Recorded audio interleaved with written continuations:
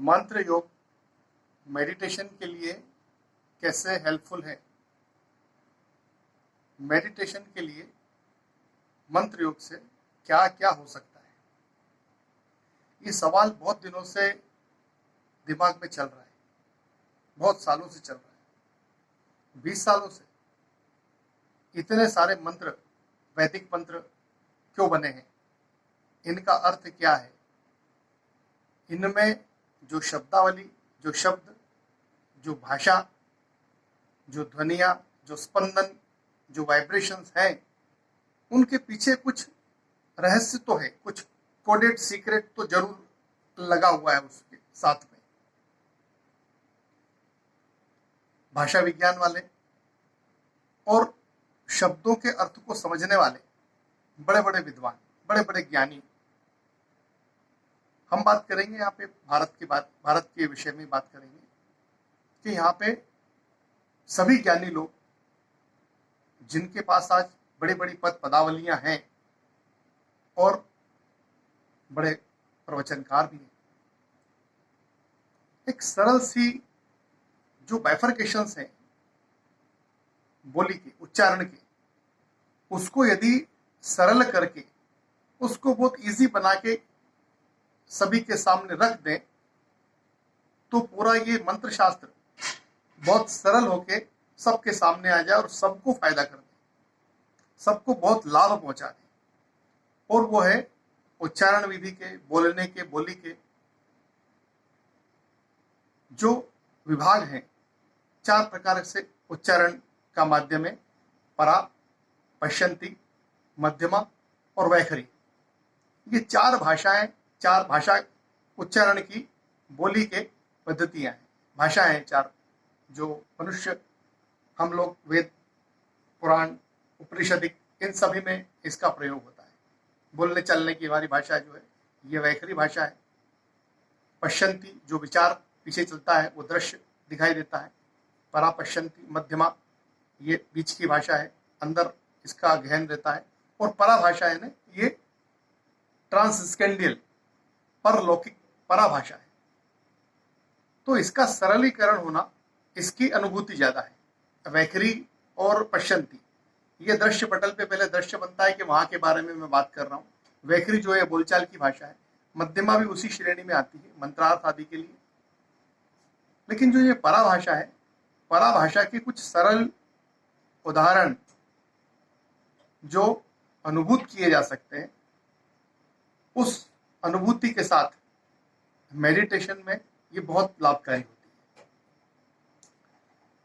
भारत देश में हमारे यहाँ पे हर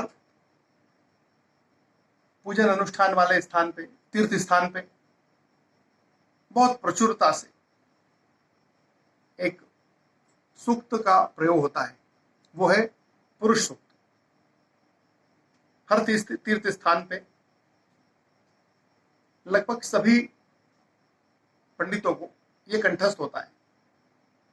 लगातार निरंतरता इसकी पूजन प्रयोग में होती है, चाहे विष्णु पूजन हो या शिव पूजन हो। रुद्राष्टाध्यायी में इसका एक विभाग है।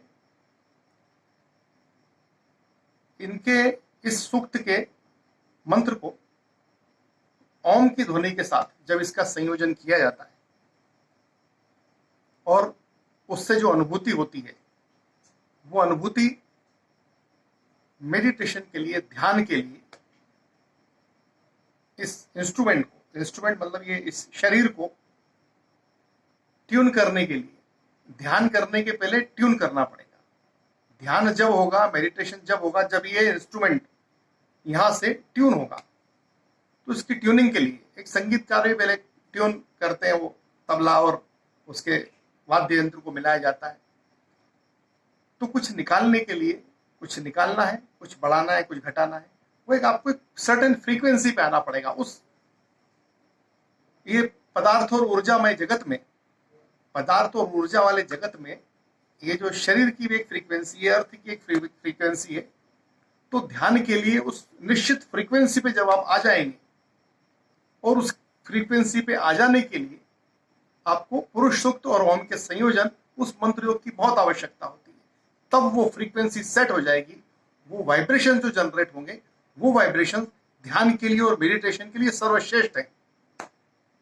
और ये ज्यादातर जितने भी ज्ञानी और इस विषय को समझने वाले लोग हैं, उनको इसको साध के अभी तक तो आधे भारत से ज्यादा जगह पे बता देते, पर ये पता लगते लगते समय लगता है। मुझे पता लगते लगते इसमें 20-22 साल लग गए, 20 साल लगे, लेकिन जब लगे तो मैं इसको बता रहा हूं, लगे तो सामने रख रहा हूं इसको। एक पंडित जी को निवेदन करें, बड़ी साधारण सी अनुभूति है, उनको बोले कि पंडित जी एक विधि विधान से आप एक पुरुष सूक्त का उच्चारण करें, लेकिन वो स्पष्ट हो, शुद्ध हो, क्योंकि पराभाषा है, सारा यहाँ पर उच्चारण का ही खेल है। यदि उच्चारण में अशुद्धि है तो आप मान के चलें कि अनुभूति कम आएगी जरूर, पर कम आएगी। जब उनका उच्चारण होगा हरि ओम मह सहस्रशीर्षा पुरुषा सहस्त्राक्ष, बड़ा सरल सूक्त है, बहुत प्रचुरता से सभी को आता है, लेकिन इसके उच्चारण की एक विधि है, एक गति है।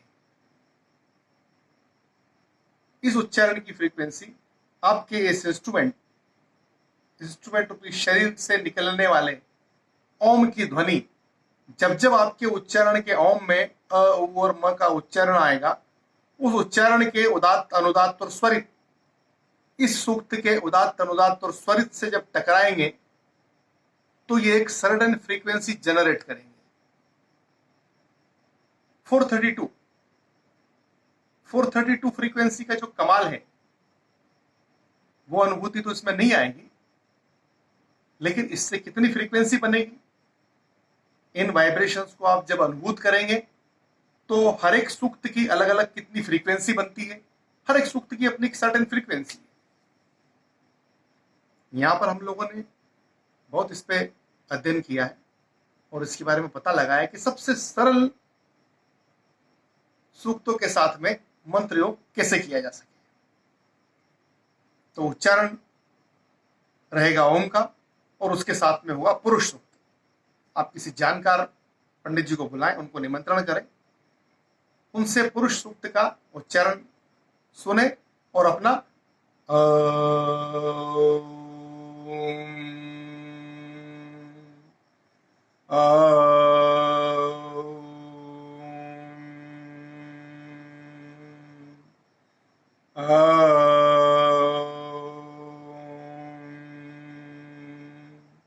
ये 33%, 33%, अ को ऊ में, ऊ को म में, इस विधि को करें और करने के बाद जो अनुभूति हो वो मेडिटेशन के लिए पहला बेस होगा, ध्यान के लिए।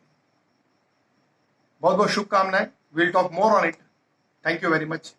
Stay blessed.